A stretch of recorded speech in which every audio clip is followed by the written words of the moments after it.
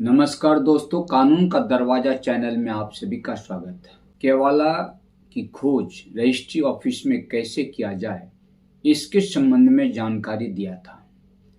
और उसका पार्ट 1 था। आज उसी का पार्ट 2 पुनः जानकारी दे रहा हूँ। दोस्तों, इस तरह की परेशानी ढेर सारे लोगों के साथ में है कि उनके पूर्वजों द्वारा सेल डीड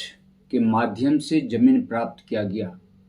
लेकिन काफ़ी लंबे समय गुजर जाने के बाद या तो वह अग्निकांड में जल गया या कहीं गल गया, जो कुछ भी हो, किसी कारण से या चोरी हो गया घर से, तो किसी तरह से वह केवाला अब उपलब्ध नहीं है और काफ़ी लंबा समय बीत गया है। वो केवालादार गुजर भी चुके हैं। अब उनके जो पूर्वज हैं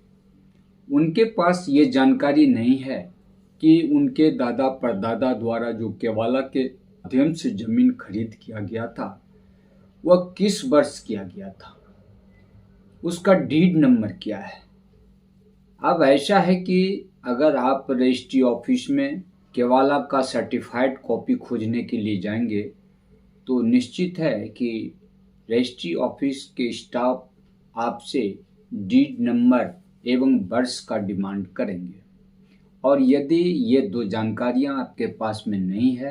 तो फिर आपको सेल डीड की कॉपी ढूंढ पाना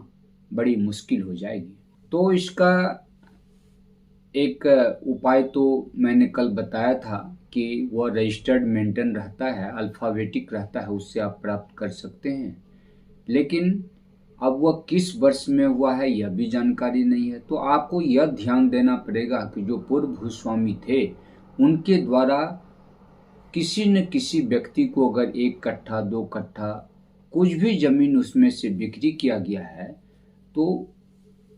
जिस व्यक्ति को बिक्री किया गया हाल में, उनका केवाला आप देखें और उस केवाला के कॉलम 5 या कॉलम 6 में ये विस्तृत जानकारी आपको मिल जाएगी कि पूर्व भूस्वामी जिन्होंने जमीन बिक्री किया था वह कैसे प्राप्त किए। तो वहाँ पर आपको ये डिटेल मिल जाएगा कि उनका डीड नंबर क्या था और किस वर्ष उन्होंने जमीन को प्राप्त किया था। यदि उनका खतियानी जमीन है, इस तरह का जानकारी आपको प्राप्त करना मुश्किल हो जाएगा। लेकिन अगर उन्होंने भी सेल डीड के माध्यम से ही जमीन खरीद किया है तो उस केवाला की कॉपी आप उस क्रेता के केवाला के अध्ययन से आप प्राप्त कर सकते हैं, क्योंकि कॉलम 5 या 6 में यह पुराना भूस्वामी का डिटेल दिया हुआ रहता है कि उन्होंने कैसे उस जमीन को प्राप्त किया और उनका डीड नंबर क्या था। उनका डीड नंबर प्राप्त करके आप पुनः रजिस्ट्री ऑफिस में इस डीड नंबर का सर्टिफाइड कॉपी प्राप्त कर सकते हैं। या फिर कभी कभी ऐसा होता है कि आपके दादा ने जो जमीन खरीदा था उसी दिन या 2-4-10 दिन आसपास में उनके फरीक ने भी जमीन खरीद किया। तो इस तरह का फरीक का केवाला देखने से, उनके कॉलम 5 या 6 का अध्ययन करने से या फिर उस वर्ष की जानकारी, तिथि की जानकारी होने से भी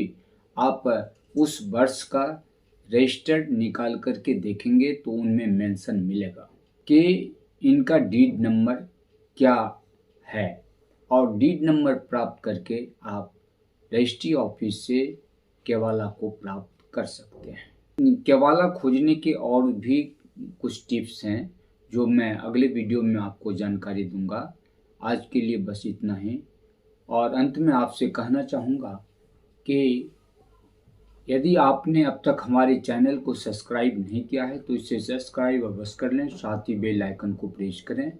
और इस तरह की कानूनी जानकारी के संबंध में बनाए गए वीडियो आपको पसंद आते हैं तो इसे लाइक अवश्य करें।